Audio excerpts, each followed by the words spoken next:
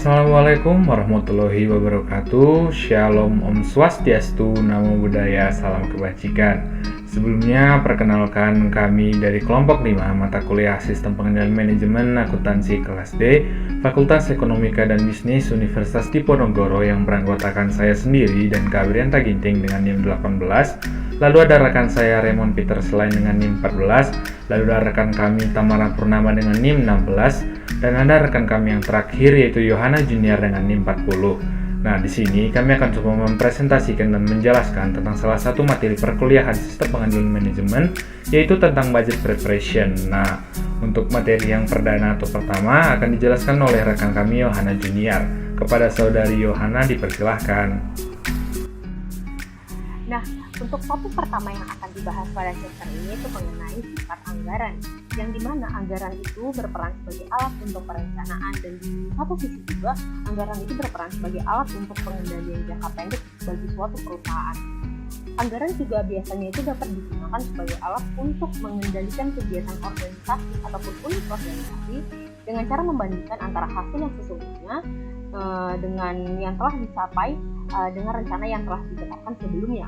Nah, untuk suatu anggaran operasi itu biasanya meliputi waktu 1 tahun dan menyatakan pendapatan dan beban yang direncanakan itu untuk tahun itu. Nah, dalam proses penyusunan anggaran harus dibedakan dari kedua sisi. Yang pertama itu dari perencanaan strategisnya, dan yang kedua itu dari prediksinya. Kita akan bahas satu persatu.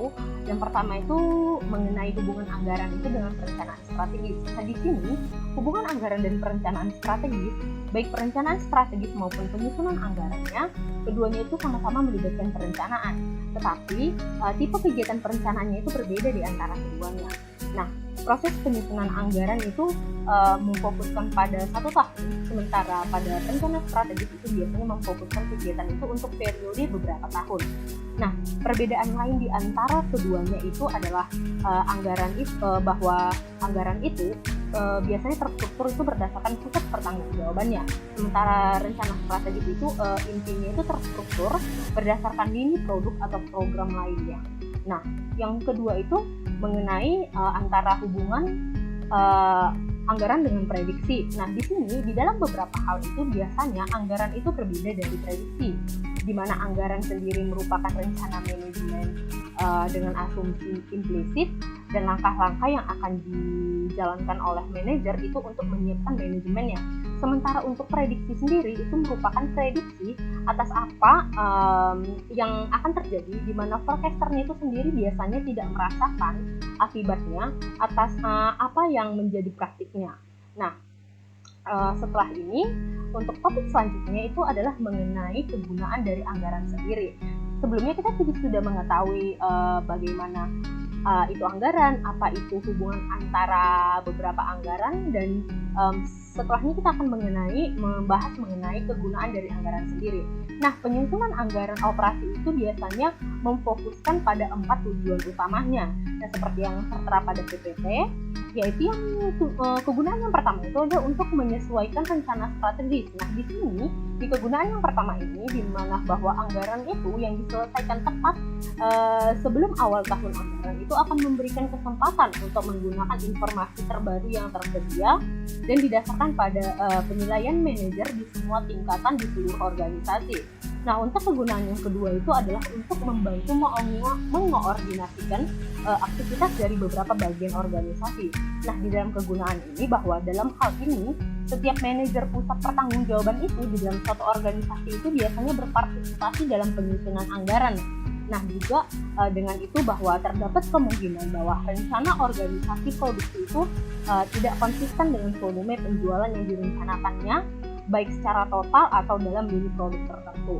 Nah, di kegunaan yang ketiga yaitu adalah untuk menugaskan tanggung jawab kepada manajer. Di sini itu juga bisa untuk mengotorisasikan jumlah yang berwenang untuk yang dapat mereka gunakan di anggaran tersebut, dan biasanya juga itu untuk menginformasikan kepada mereka bahwa mengenai kinerja yang diharapkan dari mereka di dalam suatu organisasi tersebut.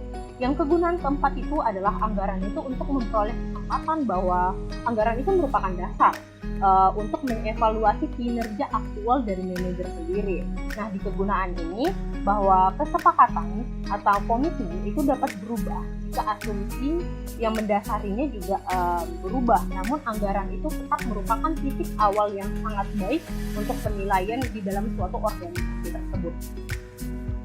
Lalu selanjutnya itu di dalam anggaran operasi itu terdapat beberapa kategori di dalamnya.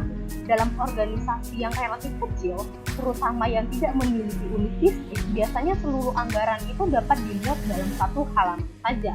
Nah, tetapi di dalam organisasi yang relatif lebih besar, ada beberapa halaman ringkasan dan juga halaman-halaman lainnya yang berisi rincian dari unit bisnis, yang ditambah juga dengan penelitian dan pengembangan serta adanya beban umum dan administrasinya. Maka dari itu biasanya organisasi yang lebih besar ini memiliki halaman anggaran yang lebih banyak daripada anggaran produksi organisasi yang relatif lebih kecil. Nah, anggaran-anggaran yang terdapat di dalamnya itu yang pertama kali kita akan membahas mengenai anggaran pendapatan. Anggaran pendapatan di sini biasanya itu terdiri dari proyeksi jumlah unit penjualannya itu dikalikan dengan harga jual yang diharapkan. Di sini, anggaran pendapatan yang didasarkan atas perkiraan beberapa keadaan itu di mana manajer itu tidak bertanggung jawab terhadapnya. Bisa kita misalkan dengan keadaan ekonomi itu harus diantisipasi dalam penyusunan anggaran pendapatan. Anggaran pendapatan ini juga menjadi yang paling penting, tapi juga merupakan salah satu elemen yang dipengaruhi oleh ketidakpastian yang paling besar. Yang kedua itu adalah anggaran biaya produksi dan biaya penjualan. Di sini biaya bahan baku dan tenaga kerja standar dari tingkat volume yang direncanakan itu dalam dari standar campuran produknya itu ditunjukkan dalam suatu anggaran. Di sini manajer produksi dalam hal ini itu biasanya membuat perencanaan itu untuk memenuhi jumlah bahan baku dan tenaga kerjanya, dan setelahnya itu menyiapkan anggaran tersebut untuk lead time yang cukup. Lalu yang ketiga itu adalah beban pemasaran. Di dalam beban pemasaran ini beban-beban yang dikeluarkan itu adalah untuk memperoleh penjualan. Sebagian besar dari jumlah yang tercantum di dalam anggaran mungkin telah dikomitmenkan atau telah disepakatkan sebelum tahun tersebut dimulai. Nah, biasanya biaya-biaya yang terdiri dari dari beban pemasaran ini adalah merupakan biaya iklan, biaya logistik, biaya pesanan, transport dari gudang ke pelanggan, ada biaya angkut gudang, dan juga ada biaya penagihan piutang. Nah, selanjutnya itu adalah biaya umum dan administrasi. Nah, di sini di dalam biaya ini merupakan biaya staf itu baik dari kantor pusatnya maupun dari unit bisnisnya. Nah, semua biaya tersebut itu merupakan suatu biaya kebijakan, walaupun dalam beberapa bagian seperti biaya pembukuan yang ada pada bagian akuntansi itu dikategorikan ke dalam biaya teknis. Nah, selanjutnya itu adalah beban penelitian dan pengembangan. Nah, di sini anggaran penelitian dan pengembangan atau biasanya disebut dengan litbang itu menggunakan salah satu dari dua pendekatan ataupun bisa kombinasi daripada keduanya. Nah, di dalam pendekatan yang pertama, jumlah total itu merupakan fokusnya. Nah, pendekatan ini merupakan tingkat pengeluaran saat ini atau bisa juga biaya tersebut itu meningkat jika terjadi peningkatan penjualan dengan keyakinan bahwa perusahaan itu akan meningkatkan pengeluarannya juga, atau bisa juga biaya tersebut itu jika ada kesempatan untuk mengembangkan produk baru. Nah, untuk yang kedua itu adalah memenuhi total biayanya dengan mengumpulkan rencana pengeluaran untuk masing-masing proyek yang disetujui ditambah dengan cadangan untuk pekerjaan lain yang belum teridentifikasi saat ini. Lalu yang terakhir itu adalah pajak penghasilan. Nah, di sini walaupun anggaran itu biasanya didasarkan pada laba setelah pajak, namun pada beberapa perusahaan itu biasanya tidak memasukkan unsur pajak penghasilan ini ke dalam anggarannya, karena biasanya kebijakan pajak penghasilan ini merupakan suatu kebijakan dari kantor pusat. Oke, untuk materi yang kedua itu ada other budget. Nah, meskipun kita berfokus terutama pada persiapan anggaran operasi, anggaran yang lengkap juga terdiri dari anggaran modal, laporan posisi keuangan yang dianggarkan, dan laporan arus kas yang dianggarkan. Beberapa perusahaan juga menyiapkan pernyataan tujuan yang non-finansial. Nah, lalu apa saja komponen other budget itu? Yang pertama ada capital budget atau anggaran modal. Lalu, apa yang dimaksud dengan capital budget? Nah, anggaran modal atau capital budget menyatakan proyek-proyek modal yang disetujui ditambah dengan jumlah lamsam untuk proyek-proyek kecil yang tidak memerlukan persetujuan tingkat tinggi. Biasanya disiapkan secara terpisah dari anggaran operasional dan oleh orang yang berbeda. Sepanjang tahun, proposal untuk belanja modal dipertimbangkan di berbagai tingkatan dalam organisasi dan beberapa akhirnya disetujui. Nah, hal ini merupakan bagian dari proses perencanaan strategis. Pada waktu penganggaran, proyek-proyek yang disetujui dirakit menjadi satu paket keseluruhan dan diperiksa secara total. Mungkin saja jumlah ini melebihi jumlah yang bersedia dikeluarkan oleh perusahaan untuk proyek-proyek modal. Nah, jika demikian, beberapa proyek harus dihapus, yang lain dikurangi ukurannya, dan bahkan yang lainnya harus ditangguhkan. Untuk proyek-proyek yang tersisa, perkiraan uang tunai yang akan dihabiskan setiap kuartal harus disiapkan. Hal ini diperlukan untuk mempersiapkan laporan arus kas. Lalu, other budget yang kedua itu, ada budgeted balance sheet atau laporan posisi keuangan yang dianggarkan. Laporan posisi keuangan yang dianggarkan ini menunjukkan implikasi laporan posisi keuangan dari keputusan yang termasuk dalam anggaran operasional dan anggaran modal. Secara keseluruhan, ini bukan perangkat kontrol dari manajemen, tetapi beberapa bagian berguna untuk sebagai kontrol. Manajer operasi yang dapat memengaruhi tingkat persediaan, piutang atau hutang, sering dianggap bertanggung jawab atas tingkat objek-objek tersebut. Nah, setelah kita menelaah tentang capital budget dan budgeted balance sheets, selanjutnya ada dua tipe lainnya dari other budget ini sendiri. Nah, yang ketiga itu ada budgeted cash flow statement atau laporan arus kas yang dianggarkan. Laporan arus kas yang dianggarkan menunjukkan berapa banyak kebutuhan kas selama tahun tersebut akan dipasak oleh laba ditahan dan berapa banyak jika ada yang harus diperoleh dengan meminjam atau dari sumber luar lainnya. Hal ini tentu saja penting untuk perencanaan keuangan. Seperti yang ditunjukkan oleh judulnya, laporan arus kas menunjukkan arus masuk dan arus kas keluar selama tahun tersebut yang biasanya per kuartal. Selain itu, bendahara membutuhkan perkiraan kebutuhan uang tunai untuk interval bulanan atau bahkan lebih pendek sebagai dasar untuk merencanakan jalur kredit dan pinjaman jangka pendek. Lalu yang keempat itu adalah manajemen by objective. Pendekatan sistematis dan terorganisir yang menekankan pada pencapaian sasaran organisasi disebut dengan manajemen by objective. Nah, tujuan keuangan yang menjadi tanggung jawab manajer untuk dicapai selama tahun anggaran ditetapkan dalam anggaran yang telah dijelaskan di atas tadi yang ada ketiga tersebut.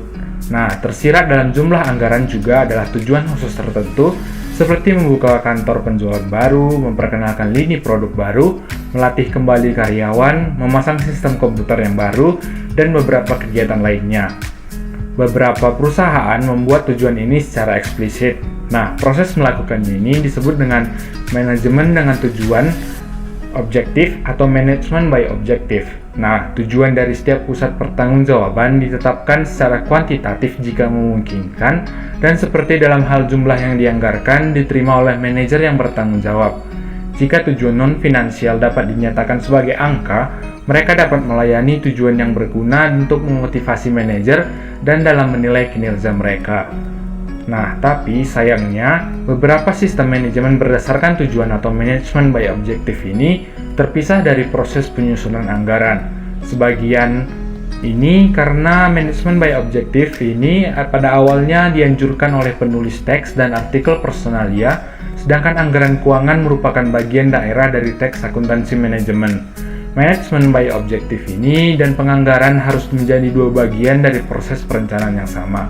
Untuk materi penjelasan selanjutnya akan dijelaskan oleh rekan saya. Terima kasih. Baiklah, selanjutnya kita akan membahas terkait proses penyusunan anggaran. Yang pertama adalah organisasi yang terlibat. Nah, yang pertama itu ada Departemen Anggaran. Departemen Anggaran ini mengelola aliran informasi dari sistem pengendalian anggaran. fungsi dari Departemen Anggaran ini yaitu menerbitkan prosedur dan formulir untuk penyusunan anggaran, kemudian memastikan bahwa informasi yang disebarkan itu benar dan akurat, kemudian membantu dalam penyusunan anggaran, dan juga menganalisis kinerja yang dilaporkan dalam anggaran. Kemudian ada Komite Anggaran. Nah, Komite Anggaran ini terdiri dari anggota manajemen senior, misalnya Chief Executive Officer, Chief Operating Officer, dan Chief Financial Officer. Nah, di beberapa perusahaan ada juga CEO yang langsung memutuskan anggaran itu tanpa dibantu oleh Komite Anggaran ini. Nah, Komite Anggaran ini meninjau dan menyetujui atau menyesuaikan anggaran yang dirasa perlu untuk disesuaikan. Nah, Komite Anggaran ini bisa saja hanya berhubungan dengan CEO untuk meninjau anggaran tadi, bisa juga langsung ke masing-masing unit bisnis sesuai dengan bentuk dari perusahaan itu. Kemudian ada penerbitan pedoman. Nah, jika sebuah perusahaan itu sudah melakukan proses perencanaan strategis, tahap pertama dari penerapan rencana yang tadi itu adalah awal dari proses penyusunan anggaran. Nah, dengan ada atau tidaknya rencana strategis tadi, langkah pertama yang perlu dilakukan dalam proses penyusunan anggaran itu adalah mengembangkan pedoman yang mengatur tentang bagaimana sih penyusunan anggaran ini gitu. Nah, kemudian pedoman itulah yang akan disebarluaskan ke semua manajer, dibantu dengan Departemen Anggaran. Nah, kemudian ada proposal anggaran awal. Karena sebagian besar pusat pertanggungjawaban akan memulai tahun anggaran dengan fasilitas, personil, dan juga sumber daya lain yang sama dengan apa yang mereka miliki saat ini, anggaran ini didasarkan pada tingkat yang ada, kemudian dimodifikasi sesuai dengan pedoman yang tadi sudah dibuat. Nah, kemudian perubahan dari tingkat kinerja saat ini itu bisa diklasifikasikan menjadi dua. Yang pertama yaitu perubahan kekuatan eksternal, itu seperti perubahan tingkat umum kegiatan ekonomi, atau perubahan yang diharapkan dalam biaya kegiatan diskresioner, atau juga bisa perubahan dalam kebijakan dan praktik internal, seperti perubahan dalam biaya produksi, misalnya perubahan harga peralatan, perubahan biaya diskresioner, atau perubahan pangsa pasar, ataupun bauran produk. Kemudian tahap selanjutnya adalah negosiasi. Nah, jadi pembuat anggaran itu membahas anggaran yang diusulkan dengan atasannya. Nah, kemudian atasan itu mencoba untuk menilai validitas dari setiap penyesuaian anggaran tadi. Biasanya, pertimbangan yang mengatur adalah bahwa kinerja tahun yang akan dianggarkan itu harus merupakan peningkatan dari yang tahun berjalan. Nah, banyak pembuat anggaran itu cenderung menganggarkan pendapatan itu lebih rendah, namun pengeluarannya agak lebih tinggi. Nah, daripada perkiraan terbaik mereka atas jumlah kedua hal tadi gitu. Nah, ini kenapa? Jadi mereka membuat seperti itu agar target itu lebih mudah untuk mereka capai. Nah, selisih antara jumlah anggaran dan estimasi terbaik itu disebut dengan slack. Kemudian ada tinjauan dan persetujuan. Nah, ketika anggaran mencapai puncak unit bisnis, analis ini mulai meninjau. Nah, analis ini mempelajari konsistensinya, misalnya konsistensi apakah anggaran produksi itu konsisten dengan volume penjualan yang direncanakan. Nah, kalau misalnya tidak konsisten misalnya, nah bisa dikembalikan untuk dikerjakan ulang. Kemudian ada juga persetujuan akhir dari anggaran ini direkomendasikan oleh Komite Anggaran kepada Chief Executive Officer. Kemudian CEO inilah yang mengajukan anggaran yang tadi telah disetujui itu kepada Dewan Direksi untuk disahkan. Kemudian ada juga revisi anggaran. Tahap selanjutnya adalah revisi anggaran. Nah, salah satu pertimbangan utama dalam administrasi anggaran itu adalah prosedur revisi anggaran yang setelah disetujui. Nah, ada dua jenis revisi anggaran ini. Yang pertama, prosedur yang menyediakan pembaharuan anggaran secara sistematis, misalnya itu secara triwulanan. Nah, kemudian prosedur yang memungkinkan revisi dalam keadaan khusus. Jika revisi anggaran ini itu terbatas hanya pada keadaan yang tidak biasa, maka revisi ini harus benar-benar diperhatikan. Karena secara umum, izin untuk melakukan revisi itu seharusnya sulit untuk diperoleh. Nah, revisi anggaran harus dibatasi pada keadaan di mana anggaran yang disetujui itu memang sangat tidak realistis, sehingga tidak lagi menyediakan perangkat kontrol yang berguna. Kemudian yang terakhir ada kontingensi anggaran. Nah, beberapa perusahaan itu akan secara rutin menyiapkan anggaran darurat. Kenapa? Ini adalah untuk tindakan manajemen yang kira-kira bisa diambil jika misalnya terjadi penurunan volume penjualan yang signifikan dari apa yang diantisipasi pada saat pengembangan anggaran tadi. Nah, anggaran darurat ini menyediakan cara yang cepat untuk menyesuaikan diri dengan kondisi yang berubah jika situasinya muncul. Kemudian kita akan membahas terkait aspek perilaku.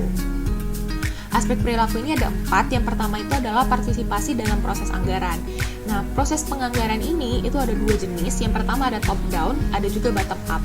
Nah, jadi top down itu adalah ketika manajemen senior lah yang menetapkan anggaran untuk tingkat yang lebih rendah. Nah, kalau misalnya bottom up itu adalah ketika manajer tingkat bawah itu berpartisipasi untuk menetapkan jumlah anggaran. Nah, sebenarnya penganggaran yang efektif itu adalah ketika memadukan kedua jenis dari pendekatan ini.